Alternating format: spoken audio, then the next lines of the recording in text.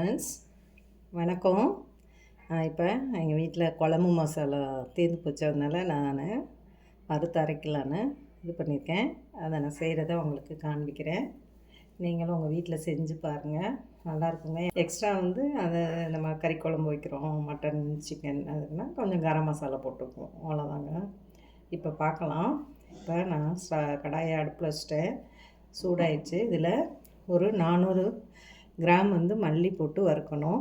கொஞ்சம் கொஞ்சமாக போட்டு வறுங்க. 400 கிராமையும் 4 பங்காக போட்டு வறுத்துக்கலாம்.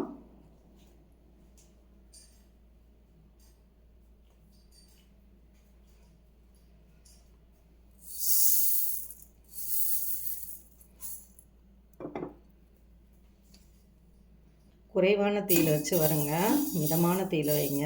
ரொம்ப குறைவானா கொஞ்சம் அந்த ஹீட் இதாகிறதுக்கு. டக்கு டக்குன்னு வறுத்து போடாதீங்க, கொஞ்சம் டைம் எடுத்து கிண்டி போட்டிங்கன்னா நல்லா ரொம்ப நாளைக்கு இருக்கும். மசாலா பூச்சி பிடிக்காது. பொறுமையாக எது செஞ்சாலும் நம்ம பொறுமையாக வீட்டில் செஞ்சு வச்சுட்டோம்னாங்க அது ரொம்ப நாளைக்கு நல்லாயிருக்கும். நமக்கு குழம்பு மசாலா இப்போ நம்ம இது பண்ணுறோம். மல்லி 400 கிராம் ஓகேங்களா. இதை வறுக்கலாம், வறுத்துட்டு பார்க்கலாம். இது நல்ல மணம் வரணுங்க, பொரியிற சத்தம் கேட்கும். மல்லி நல்ல மணம் வந்தோடனே நீங்கள் இறக்கிடலாம். இப்படி கொஞ்சம் கொஞ்சமாக நான் 400 கிராம் எடுத்துருக்கேன்ல, 4 தடவை போட்டு வறுக்கிறீங்க. 100 போட்டு கருகாமல் வறுத்துக்கோங்க. ஃபஸ்ட்டு சூடேறும் போது தான் கொஞ்சம் கஷ்டமாக இருக்கும். அதுக்கப்புறம் சட்டி சூடாயிடுச்சுன்னு வச்சுக்கோங்க, டக்கு டக்கு நம்ம வறுத்துடலாம். மல்லி பொரியிற சத்தம் கேட்குதா?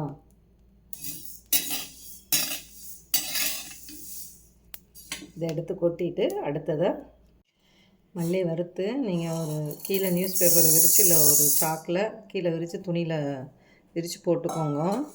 அடுத்து கடலப்பருப்பு 40 கிராம்,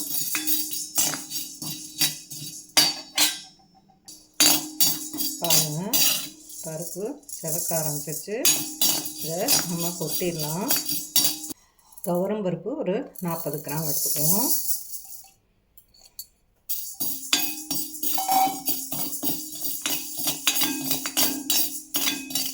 இதையும் வறுத்துக்கோங்க, லைட்டாக செவக்கிற அளவுக்கு. ரொம்ப செவக்க வேண்டாம், லைட்டாக கலர் சேஞ்ச் ஆகும்போது கொட்டிடலாம். பாருங்கள், இதுவும் கூட செவக்க ஆரம்பிச்சிருச்சு, தெரியுதுங்களா? கருகை விட்டுறாதீங்க. இதையும் நம்ம எடுத்து கொட்டிடலாம்.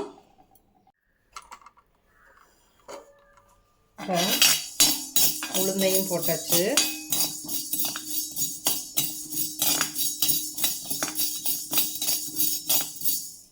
இல்லை அரிசிலாம் போடுவாங்கங்க, நான் அரிசிலாம் போடல. அரிசி போட்டால் சீக்கிரம் வண்டு வைக்கன்னு சொல்லுவாங்க, அதனால் நான் அரிசி. இதையும் கொட்டிடலாம். இப்போ மிளகாய்ங்க வெறும் கடாயில் லேசாக அந்த சூட்லேயே ஒரு கரட்டு எடுத்துகிட்டு, நம்ம மல்லியெல்லாம் ஹீட்டாக தானே இருக்கும், அதில் போட்டு விட்டுருங்க. இதில் பாசிப்பருப்பை போட்டுடலாம். இது ஒரு 40 கிராம். உளுந்து மட்டும் 20 கிராம்.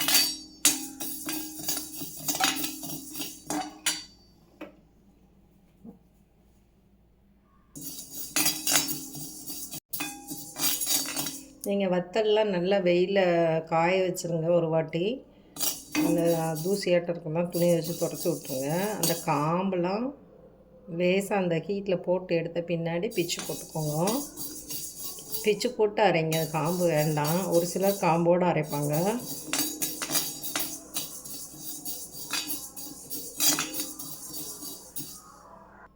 கருகிடக்கூடாது, லைட்டாக கலர் வரும், அப்போ எடுத்துடலாம். அதை ஆற வச்சிங்கன்னா தான் நமக்கு அந்த ஈரப்பதம் இல்லாமல் இருக்கும். நீங்கள் சூடாக போட்டு கொண்டு போய் அரைச்சிங்கன்னா சீக்கிரம் பூச்சி பிடிச்சிரும், அந்த ஹீட்டுக்கும் இருக்கும். அதே போல் அரைச்சிட்டு நல்லா பேப்பரை விரித்து ஒயிட் கிளாத்தை ஏதோ கிளாத்தை விரித்து, இல்லாட்டினா பாத்திரத்தில் போட்டிங்கன்னா அந்த ஹீட்டுக்கு அதுக்குமே ஈரமாயிரும். பேப்பரில் இந்த ஒயிட் பேப்பர் இருக்குது பார்த்திங்களா, அதை விரிச்சுக்கோங்க. விரித்து ஆற வச்சு நீங்கள் பேக் பண்ணி எடுத்து வச்சுக்கோங்க. போட்டு தேவையானது மட்டும் பாக்ஸில் போட்டு வச்சுக்கோங்க. மீதியெல்லாம் நல்லா கவரில் போட்டு பேக் பண்ணி வச்சுக்கோங்க. இப்போ மிளகு பெப்பர் வந்து 40 கிராம் எடுத்துருக்கேன்.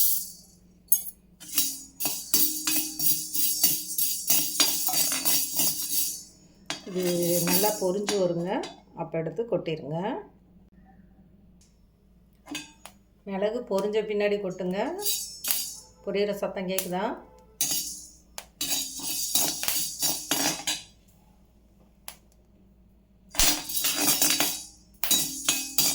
இப்போ கொட்டிடலாங்க. அடுத்து சீரகம் வந்து 80 கிராம்.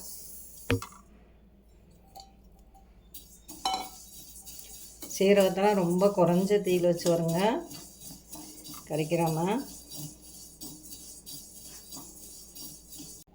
வறுத்துட்டு. அடுத்தது சோம்பு போடணும். இப்போ சீரகமும் நல்லா மணம் வந்துருச்சுங்க, இதையும் கொட்டிடலாம். 20 கிராம் சோம்புங்க.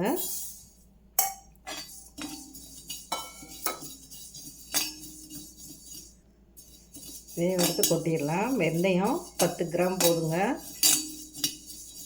பெருங்காயம் வந்து நான் போட மாட்டேன், சாம்பார் இதுக்கு மட்டும் தனியாக, ஏன்னா நம்ம மட்டன் குழம்புக்கு இதைத்தான் போடுறோம். அதனால் நான் பெருங்காயத்தை வந்து தனியாக போட்டுக்குவேன். டப்பாவில் வாங்கி வச்சு குழம்பு போடும்போது கொதிக்கும்போது போட்டு விட்ருவேன். இப்போ இதையும் கொட்டிடலாம். நான் மஞ்சள் வாங்கி இது பண்ணி வச்சுருந்தேங்க, அவிச்சு கட் பண்ணி காய வச்சு வச்சுருந்தேன். அந்த மஞ்சளை தான் யூஸ் பண்ணுறேன். இது வந்து 30 கிராம் மஞ்சள். இதையும் ஆனால் வறுக்கலை, கொஞ்சம் இதாக இருக்கிறனால நான் அந்த ஹீட்டில் போட்டு அப்படியே எடுத்துக்கிட்டேன். மஞ்சளை வறுக்க வேண்டாம். நீங்கள் வெயிலில் நல்லா காய வச்சுட்டு நம்ம எல்லாத்தையும் வறுத்து போடுறோம் பார்த்திங்களா, அதுக்குள்ளே போட்டு வச்சிங்கனாலே அந்த ஹீட்லேயே அது இதாகிக்கும். நான் இதை சும்மா அந்த ஹீட்டில் ஸ்டவ்வெல்லாம் ஆஃப் பண்ணிவிட்டு இது பண்ணுறேன். வெந்தயம் வந்து 10 கிராம் போடணும். கருவேப்பிலை கொஞ்சம் கடைசியில் போட்டுக்கலாம். இப்போ இதில் கடுகு ஒரு 20 கிராம் போட்டிருக்கேன். இது பொறுன்னு பொரிஞ்சு வருங்க. கடுகு பொரியணும். கடுகு மிளகு பொரிஞ்சு வந்தாதாங்க நல்லாயிருக்கும். பொரிஞ்ச பின்னாடி எடுத்து கொட்டுங்க. குறைவான தீயில் வச்சுக்கோங்க.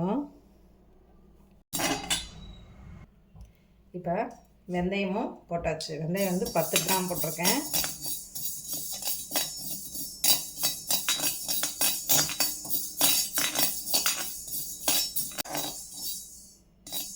கொட்டிடலாம். இப்போ நான் ஸ்டவ்வை ஆஃப் பண்ணிட்டேங்க. இந்த கைப்பிடி அளவு கருவேப்பிலை போதும். இதே ஹீட்லேயே நம்ம கிண்டி எடுத்துடலாம். அந்த சுடு சட்டியிலே கூட இருந்தால் போதும். நீங்கள் கழுவி கொஞ்சம் நேரம் வெயிலில் காய வச்சுட்டு நீங்கள் போடுங்க. நான் மரத்துலேருந்து அப்படியே பறிச்சுட்டு வந்து போட்டிருக்கேன்.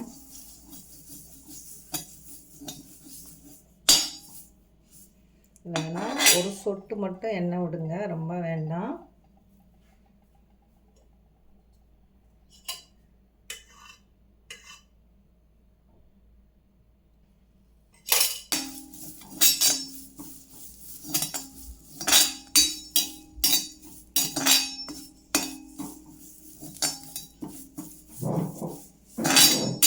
சும்மா 2 ட்ராப் கொடுத்து இது பண்ணுங்க.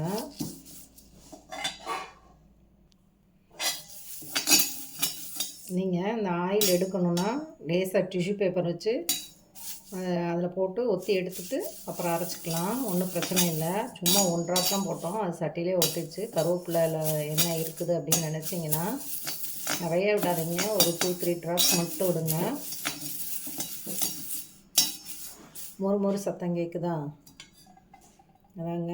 இந்த ஆரவும் எல்லாத்தையும் மிஷினில் கொண்டு போய் நல்லா திரிச்சிடலாம். இப்படி ஒரு டிஷ்யூ பேப்பரில் எடுத்து சலசலன்னு சத்தம் கேட்குதா, இப்படி வறுபடணுங்க. பச்சையாக போட்டுறாதீங்க. இதில் போட்டு தொடச்சி எடுத்துகிட்டு நம்ம மசாலாவோட சேர்த்துக்கலாம். தனியாக கடைசியில் சேர்த்துக்கோங்க. அரைக்கிறதுக்கு முன்னாடி எல்லாத்தையும் போட்டுட்டு இதை மேல்பாக்க போட்டுட்டு கொண்டு போய் அரைங்க. அரைச்சிட்டு வந்த பின்னாடி லேசாக லைட்டாக மூடிட்டு வாங்க. டைட்டாக மூடாதீங்க, வேர்த்துரும். அப்புறம் கலரும் சேஞ்ச் ஆகி போயிடும். அதனால் டைட்டாக மூடாமல் லைட்டாக மூடிட்டு அங்கேயே லேசாக கூட ஆற வச்சு அப்புறம் அள்ளி எடுத்துகிட்டு வாங்க. இங்கே வந்து நல்லா விரித்து ஆற வச்சுட்டு அப்புறம் பேக் பண்ணி நீங்கள் வச்சுக்கோங்க. ஃப்ரெண்ட்ஸ், இப்போ பாருங்கள், நான் இதை மசாலா அரைச்சி எடுத்துகிட்டு வந்துட்டேன். நீங்களும் அரைச்சி எடுத்து பேக் பண்ணி வச்சுக்கோங்க.